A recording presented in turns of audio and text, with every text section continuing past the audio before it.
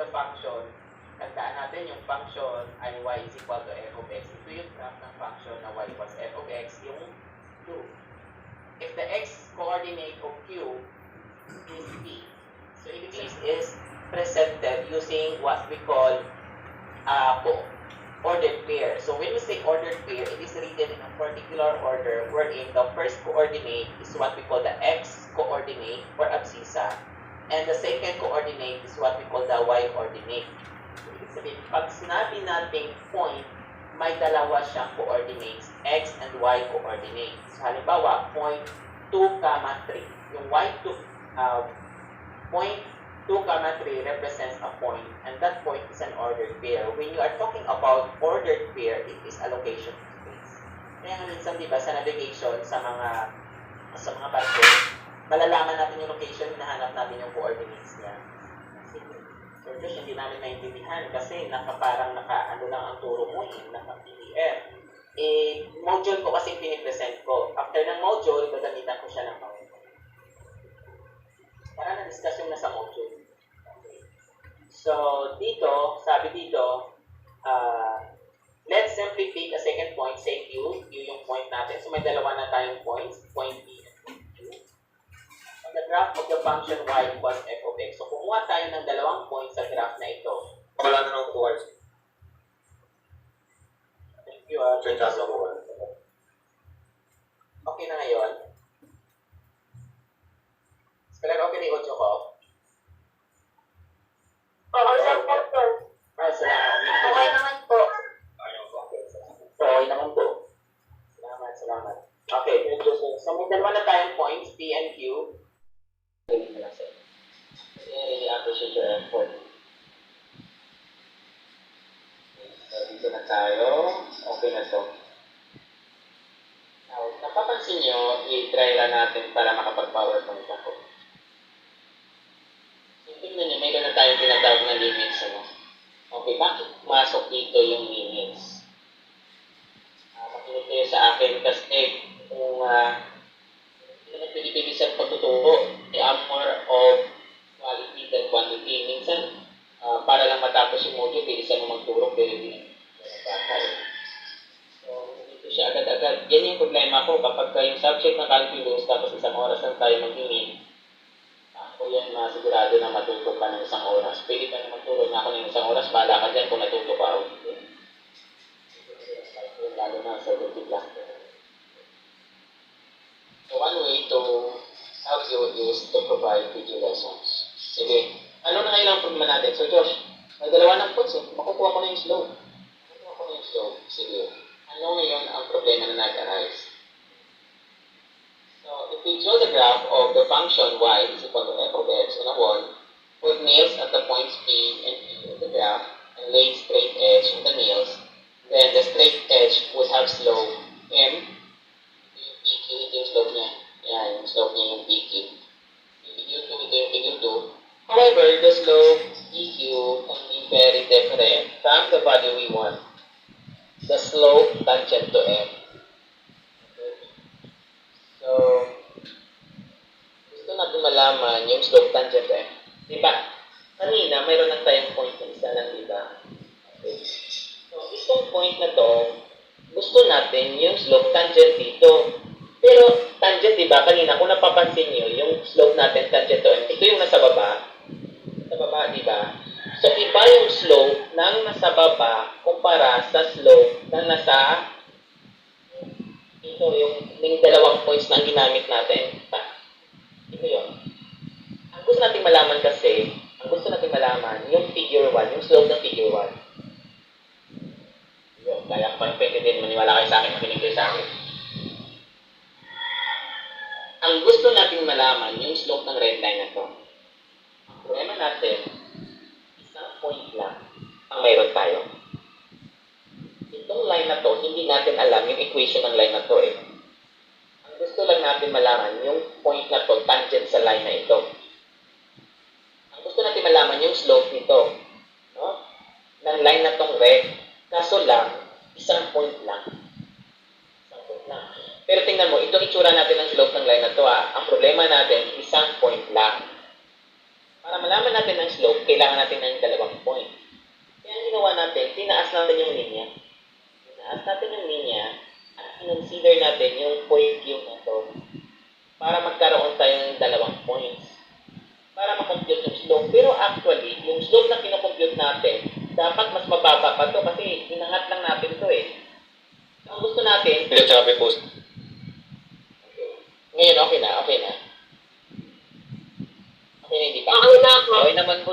Okay na po. Nakasunod ko sa akin. Sabi pa rin. Scholar, ikaw yung sabi. Ikaw yung Oo, sa may ano yan? Sa Baka internet. may na-internet ba yung Scholar? Oo, sa internet. Ano yan? Wait lang module muna ako pero may PowerPoint ako dito kasi dapat yung tinuturo ko yung module Okay. Kung ano nakasulat dito yan muna ang madidiscuss ko.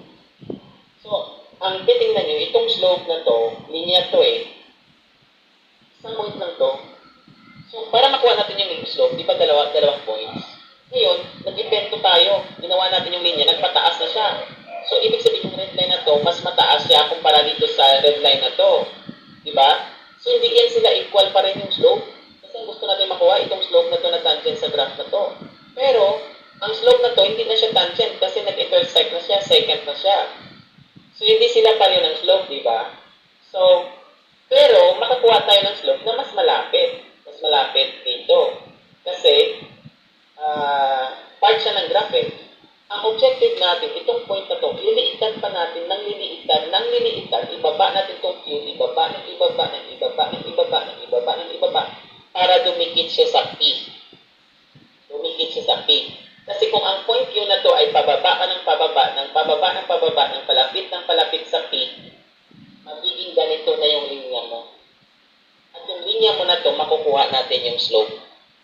Kasi ang objective natin, yung slope na tangent sa linyang itong blue. Ngayon, yung slope nito kasi hindi siya tangent sa blue, secant siya kasi binangga niya yung graph sa dalawang points. So, yun nga yung idea ng calculus. Okay, ang idea kasi ng calculus, alam niyo ba? So, kailangan lang naman natin makompute yung slope. Tama yung sagot ng Escalante kanina. Na kailangan natin ng dalawang points. Kaya ginawa natin, yung linyang red ay tinaas natin at binangga pa sa isang point na Q. Pero kapag kinumpute natin yung slope na to, close lang siya sa slope na gusto natin makuha. Pero, gusto natin na yung makuha natin sagot ay pinakamalapit sa slope nito. Pinakamalapit sa slope na to. Kaya itong point Q na to, gusto natin siyang ibaba at ibaba at ibaba hanggang palapit siya para ang linyang ito magiging kamukha ito. Kaya ngayon, dito pumapasok yung tangent line. Kasi ang gusto natin kunin, yung slope ng tangent line. Kaya ganito ang nangyari. So, however, the slope MPQ can be very different from the value we want the slope of the tangent line. The key idea is that if the point Q is close to point P, kapag ang Q mas malapit sa P, mas malapit yung sagot natin sa totoong slope ng line na tangent dito. Diba? Kaya ito, ang gusto natin, yung Q, ilalapit natin sa kanya. Kasi, the more na malapit yung Q sa P, magiging ganito ang linya niya. Magiging ganyan yung linya niya. Kapag magiging ganyan ang linya niya, palapit sa ganitong linya, mas malapit ang sagot natin sa slope ng totoong tangent line. Okay, sana nasundan ako dyan, The idea is that if the point Q is close to the point P, then the slope of M, PQ, the line, is close to the slope we want to slope of the tangent line. Physically, if we slide the nail at Q along the graph towards the fixed point P, then the slope, itong formula ng slope natin, of the straight edge gets closer and closer to the slope of the tangent line.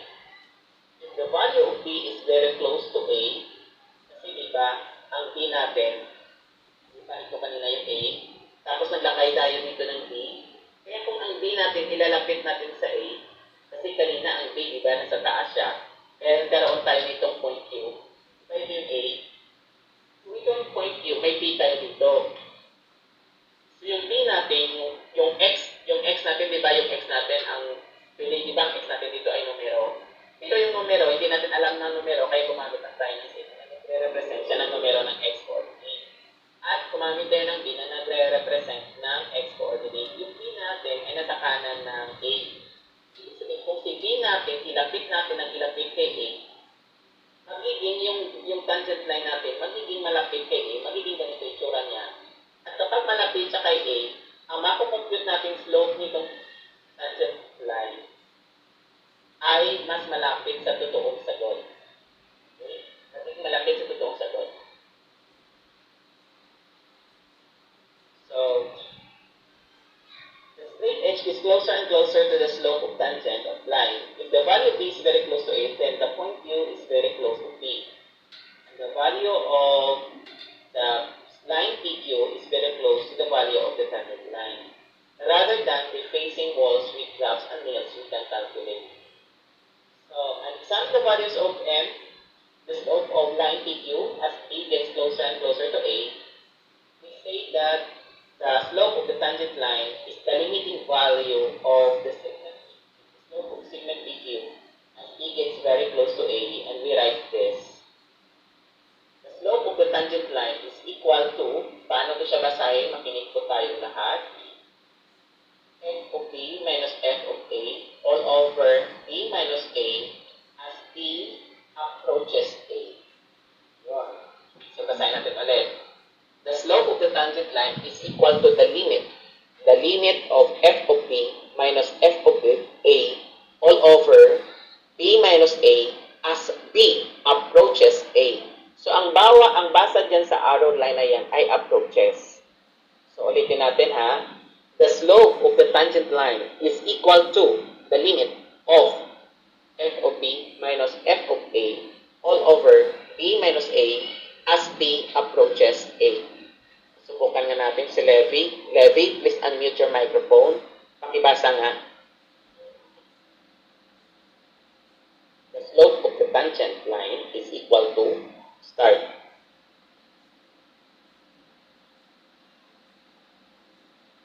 Ayan. Nag-raise ng hand si Francesca. Francesca? Hello, Francisca.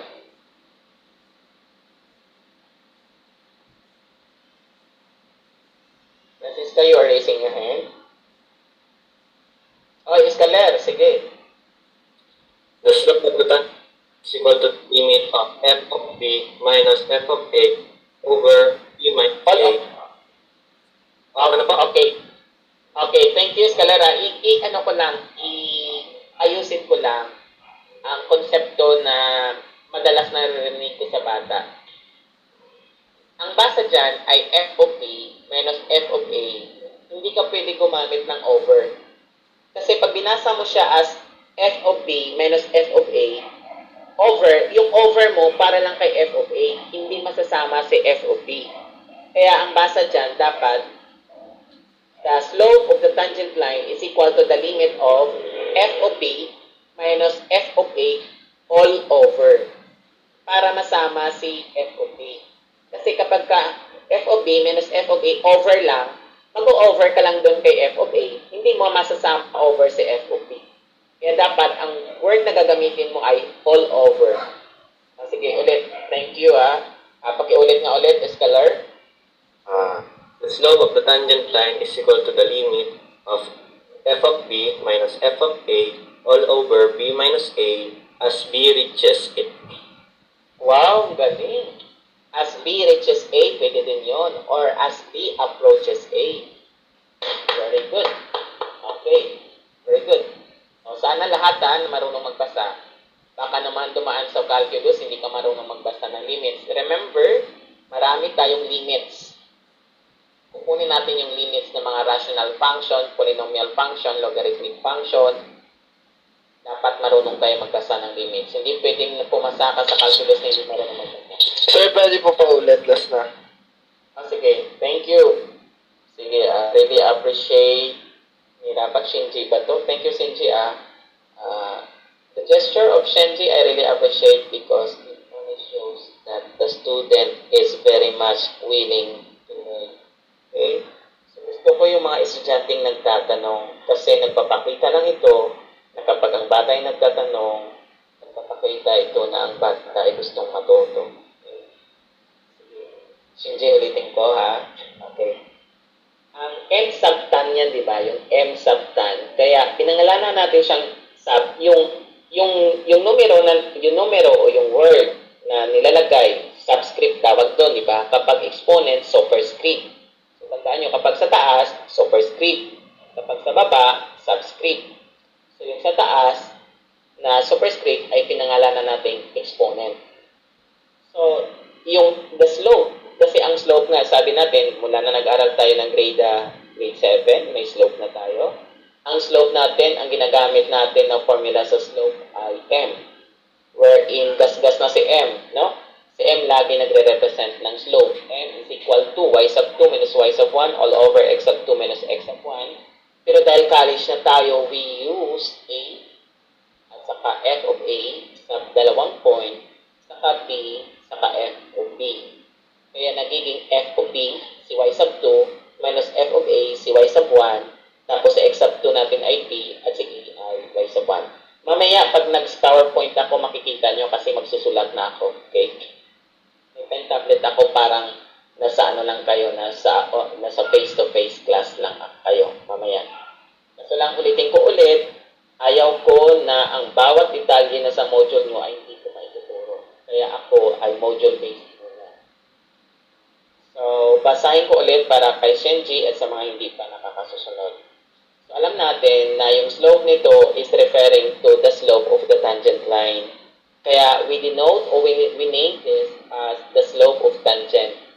O pwede mo na lang sabihin, basahin na m sub tan. Tan refers shortcut or abbreviation for tangent. The slope of the tangent line is equal to. Pag gumamit kayo ng word na is, dapat kumpletong phrase is equal to. Hindi nawawala yung to minsan yung iba sabi dyan is equal. Mali yun. So kapag si equal ay binasa mo ng is equal to lagi yun. Magkadikit yun na walang maiiwan. Tatlong words is equal to. Kung hindi ka gumamit ng is na linking verb, yung equal sign, babasahin mo as equals. Basahin ko siya ngayon sa dalawang pamamaraan. The slope of tangent line is equal to the limit of f of b minus f of a all over b minus a as b approaches a. Sabi nga ni Escaler, as b reaches a. Or pwede mo siyang basahin as the slope of tangent line equals the limit of f of b minus f of a all over b less a as b approaches a. Remember yung minus natin, gasgas na yan. Huwag niyo palaging gamitin yung minus. Nagsiselos na yung less, less than, diminished, decreased, subtracted from. Kaya pag nagturo kayo sa mga kapatid nyo, huwag laging minus. Kasi pagka problem solving at ginamit yung, di ba, b minus a, yung b minus a, pwede mo siyang isulat as, or basahin as, a less than b. Pwede rin b less a. Pwede rin b diminished by a. Pwede rin a subtracted from b. Kasi, pwede rin the difference of b and a. Para yung bata, para kayo, may variations ng phrases na ang tinutukoy pala ng a subtracted from b, b diminished by a, b less a less than b, the difference of b and a, ang ibig sabihin pala nun ay b minus a. Kasi minsan pag problem solving, pag binago na yung phrase, ginamit na a less than b, ay ano yung a less than? Minsan yung iba, ang ginagamit pa yung inequality. Pag inequality, yan ay b less than, walang is. Pero pag is less than, minus. Tandaan yung pagkakaiba ha. A less than b. Iba naman yung a less than b. Iba naman yung, pag a less than b, yan ay b minus a. Iba naman yung pag inequality, para mabasa nyo. Nakikita nyo, medyo nag-stop na naman siya, ganyan yung itsura.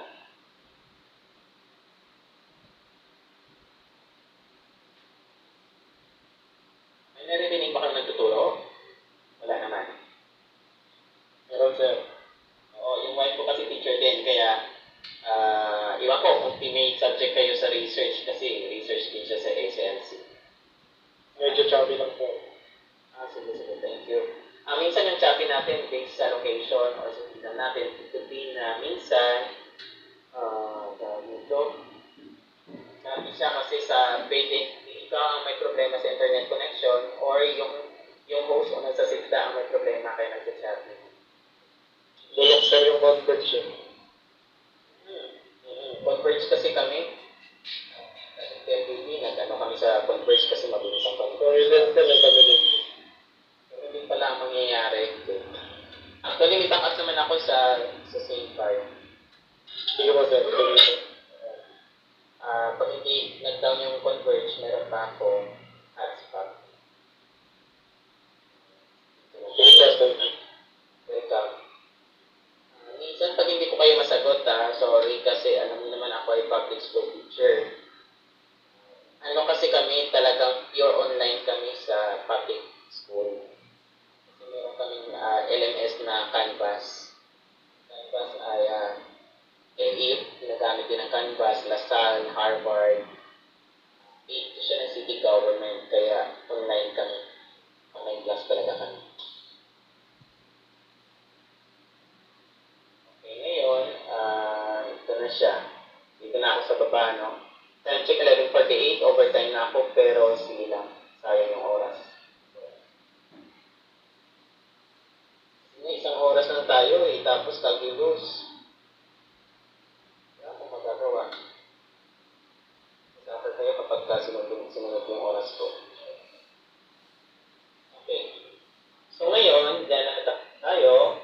If we draw the graph of y is equal to f of x, on a wall, we put s at the point. So, secant na to siya, no? Secant na siya kasi, alam niyo, pinag-iba ng tangent, Tangent line to siya, yung red line, tangent, kasi pinatch niya yung graph at one point. Pero ito siya, hindi na siya tangent line, kasi pinatch niya yung graph at 2 points. So, yung secant line, it is a line that passes through the graph at 2 points. But if the line touches the graph at 1 point, that's tangent.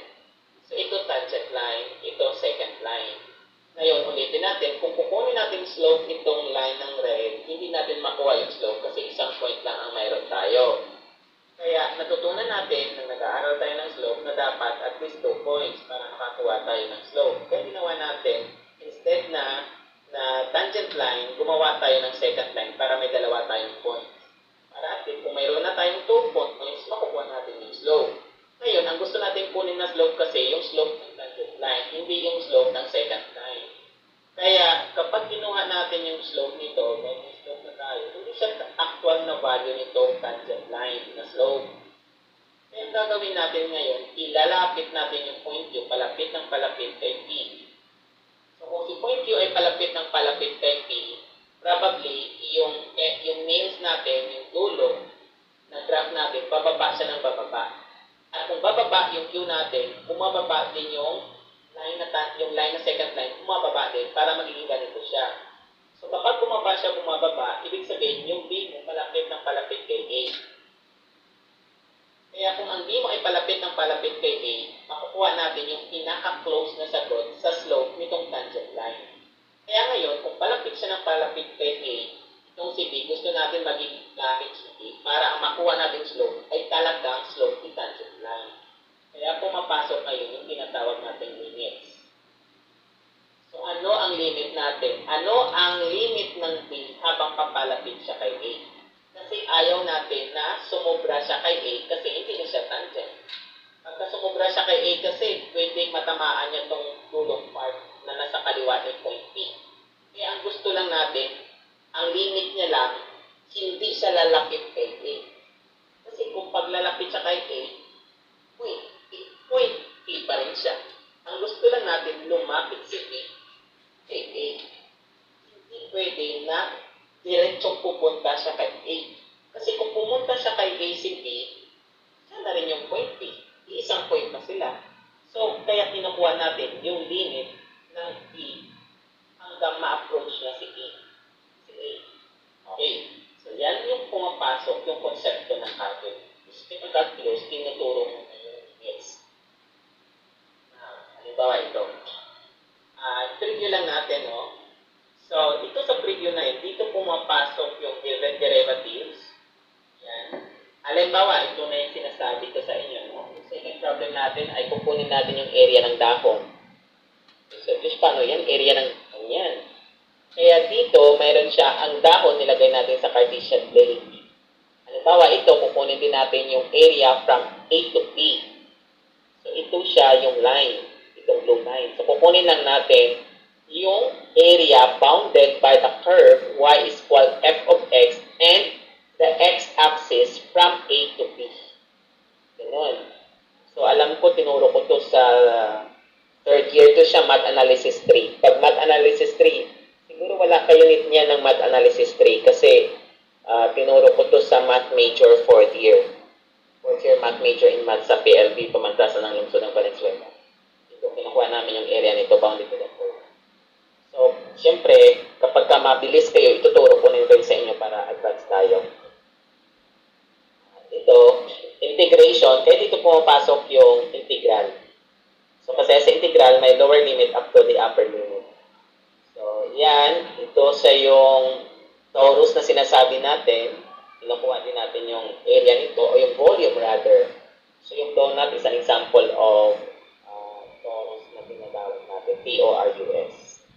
Kinukuha din natin, ito, unifying limits. Two-sided limits tayo, mayroon tayong one-sided limits, may two-sided limits. Huwag kayo mag-alala, kaya kung ituro niya ng maintindihan. Extension of the main problems, ito siya, yung mga problems. Pero again, this is day 0 or preview pa lang ito. Preview pa lang. Yan yung mga preview. Okay. Ibig sabihin, bawal nyo itong sagutan kasi hindi nyo pa itong sasagutan. Ito yung mga coverage ng mga lessons natin. Ito yung mga coverage kasi hindi naman natin matutunan agad ito sa isang oras lang lahat. So, lahat, kumbaga, ito yung mga coverage na dapat nating matutunan. So, sa mga wala pang module, pwede kayong sumali sa Google Classroom at naka-upload doon ang module. Time check. 11:54, so sobrang overtime na ako. Isisend ko na lang yung PowerPoint ko sa Google Classroom natin. Maraming salamat po tayo ng trigonometry. Meron, part nun, trigonometry sa dulo. May linis ng trigonometric function din. Ito, nandito, ito yun. Yan, nabanggit dito. Meron pa rin trigonometric function. Kasama. Ito, tangent lines, Di ba pag sinabing tangent secant, ay part na siya ng trigonometric function. Ano ba yung trigonometric function? Sine, cosine, tangent, cotangent, secant, and cosecant. So that's why we have an application of trigonometric function. Sige, i-share screen ko lang saglit yung ating PowerPoint presentation. Gusto ko pang magturo, kaso lang kayo lang iniisip ko. Sa mga latecomers, baka hindi pa kayo nakapag-attendance, mag-attendance na. Yung attendance natin, pwede kayo mag-create sa chat box. Magbabasa mo na ako, yes, may tanong si... Wait lang, ba't may tanong?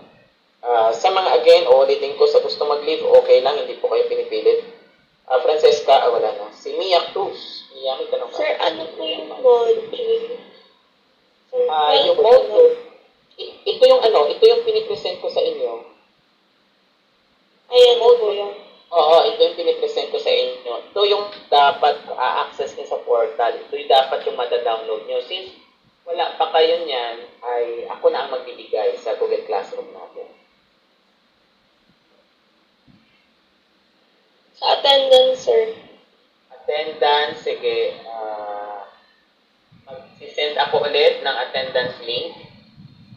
Kung hindi ka naka-join, dapat pakiusap na lang sa classmate mo yung link ng attendance na sa chat box natin. Kasi dito sa laptop ko nag-hang siya. Kaya hindi ko ma-open yung attendance sa Google Form. Nag-hang siya. So, patulong ka sa kaklase mo na may bigay sa iyo yung link. Or hindi mo ba makita sa chat box? Ayan, si Russell. Thank you, Russell Santos. Thank you po. Sinend na ni Russell yung link. Huwag kayong mag-leave na hindi nag-attendance kasi yung attendance nyo ay isi-send ko sa teacher nyo para mo-monitor yung mga pumasok ngayon sa Calculus 1. Again, gagawa ako ng video lesson kahit natatagal ng oras. Ang mga maigpit kong ipinagbabawal ang pamimigay ng aking PowerPoint. PowerPoint. Sa iba, hindi ko po yan pinapayagan. Kasi po ang ating PowerPoint ay may copyright. So, hindi po kayo pinapayagan na gamitin ito sa iba pang pamamaraan. Yung PowerPoint, gamitin para sa inyong sariling pag-aaral. Hindi po pwede na walang paintulot mula sa akin. Salamat. Sir, di ba tayo magpipicture? Sige. Pwede ba mag-picture? Or i-off yung camera? Sige po, sir. Kasi hindi pag-screenshot na lang. Maraming salamat. At yung na-picture mo, kanina kasi nag-picture ako, mag-picture ka, isend mo sa akin para professors, lahat ng professors sa lahat ng branches, meron kaming group chat. Halimbawa, Calculus 1, nag-klase ako. So, ipopost ko doon yung Calculus 1, tapos yung picture mo. Tapos, sinisend ko rin yung attendance nyo, dina-download ko siya sa Excel. Tapos, ina-edit, inaayos, tapos sinisend yung attendance. So, doon sa attendance, mayroong sinusulat kung anong branch para isusort ko siya according sa branch. Para pag nag-send, alam na agad ng kung anong branch ang nakapasok. Ilang bata ang nakapasok sa branch na yan. Medyo gusto ko mag-PowerPoint at gusto ko pa magturo, pero overtime na talaga ako, 12 o'clock na. So that will be all for today. Yung iba wala pang LMS, hindi pa naman kailangan sumagot, pero available na yung mga sasagutan.